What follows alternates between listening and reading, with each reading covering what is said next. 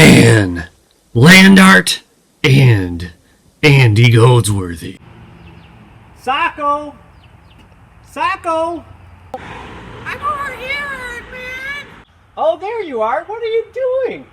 I'm making a rain shadow! How are you going to do that? Well, there's this artist that I learned about named Andy Goldsworthy, and he lives in Great Britain. And when it's about to rain, he lies down on the ground and lets it rain on him. And when it stops raining, he stands up, and there's a dry spot left in the shape of his body. I know who Andy Goldsworthy is. He's one of my favorite artists.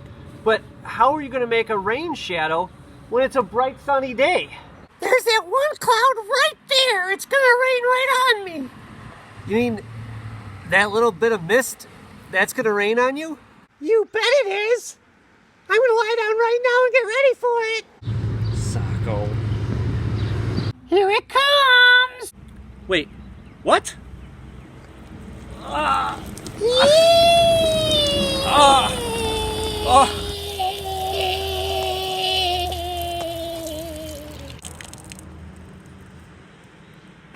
See, and then when I get up, there's a rain shadow.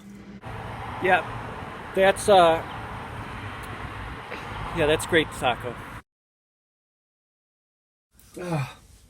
So Socko, how did you learn about Andy Goldsworthy anyway? Well, you see, the other day I was looking up hand art because I'm a hand puppet, and I accidentally typed land art.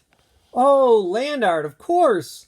Also called earth art or environmental art. That makes sense. That's any kind of art made within a landscape or from materials drawn from a landscape. Well, yeah, exactly. And then first, I saw the Spiral Jetty, where artist Robert Smithson and two of his assistants hauled 7,000 tons of salts and earth and boulders to make a huge spiral in the Great Salt Lake of Utah. And then I saw Nancy Holt's artwork called Sun Tunnels. Oh yeah, sun tunnels. You know what? That's another artwork in Utah too. And that's where she took 4 concrete tunnels and aligned them so that when you look at them, they align with the rising and setting suns during the summer and winter solstice. And she also made holes in them so you could see light and shadow kind of play inside and outside of them throughout the day. But then also those holes represent 4 constellations, so to connect you with not even just our planet, but the cosmos a little bit with her artworks. Yeah, exactly.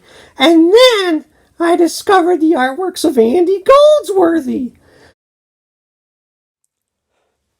And then I started making my own Andy Goldsworthy artworks.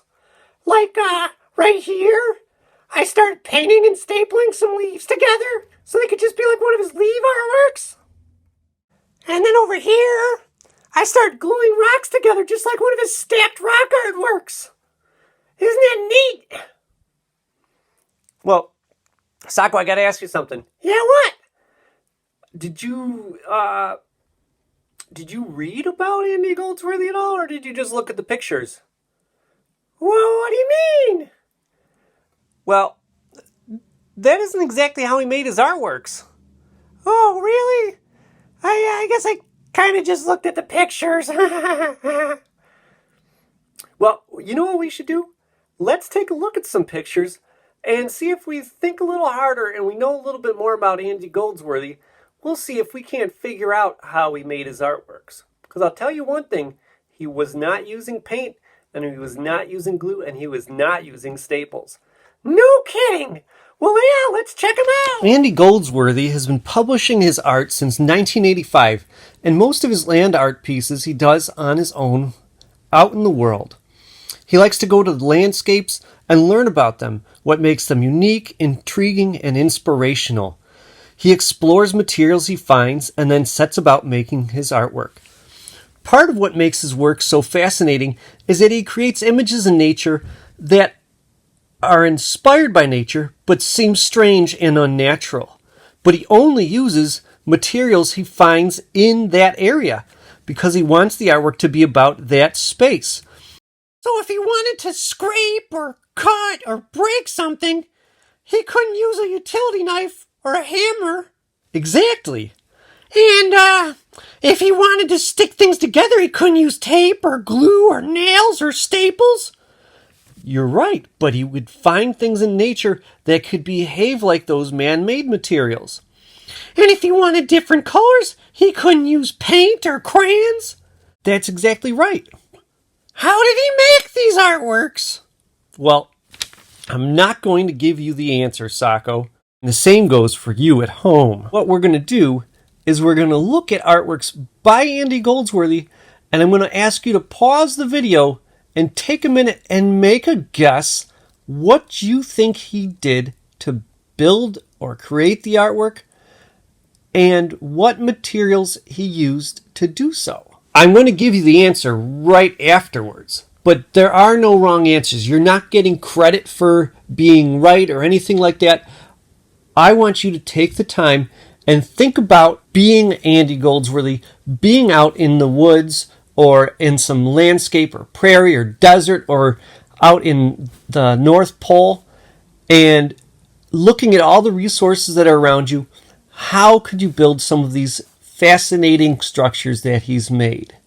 So when you have an answer, write it down, number it, and you're going to either retype or simply photograph your written answers and send that to your teacher.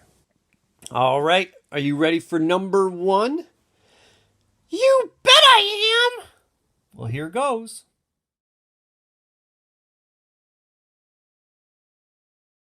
Andy Goldsworthy folded leaves in half and then laid each leaf into the fold of another and stitched them together with thorns. For this piece, Andy Goldsworthy dug a hole to make the black space in the center, then carefully arranged leaves from yellow to red. This piece also exemplifies the fact that sometimes it wasn't just the location, but the time of year that determined what his art was going to be.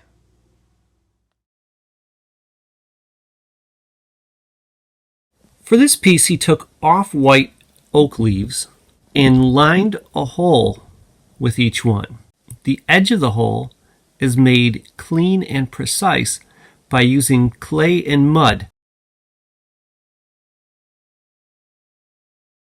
For this artwork, he found stones at a beach of a variety of different colors and then arranged them so it appeared as though one stone color transitioned into another, going from this reddish brown to dark gray. This mound is called a cairn, a mound of stones or rocks.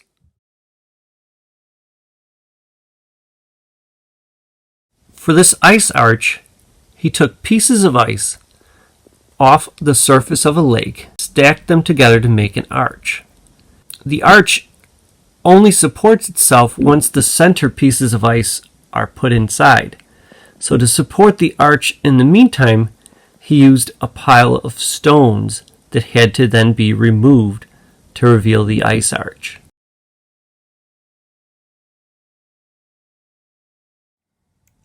These are knotweed sticks stuck into the ground under the water.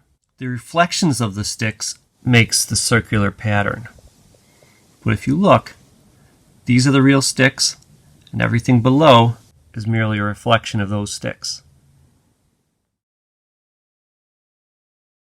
Andy Goldsworthy found goose feathers, carefully stripped the goose feathers down one side, and made this arrangement, holding the goose feathers to the ground with thorns.